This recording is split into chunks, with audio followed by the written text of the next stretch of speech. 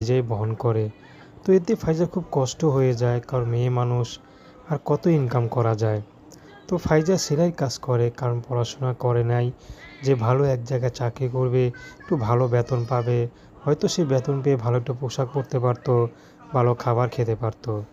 কিন্তু ফাইজার বাবা মা নেই বলে ফাইজার আর পড়াশোনা হয়নি। তিনি সেলাইয়ের কাজ করে যা ইনকাম হয় তা দিয়ে তাদের সংসারটা কোনো মতে চলে। এদিকে ফাইজার বিয়ের বয়স হয়েছে। তো ফাইজা যে বিয়ে শাদী করবে সেই অবস্থা নাই। তো ফাইজা এখন কিভাবে বিয়ে করবে, তাই বাধ্য হয়ে এখন ইউটিউবে এসেছেন। যদি ভালো একজন মানুষ মিলে যায় তাহলে হয়তো ফাইজা তাকে বিয়ে শাদী করবেন।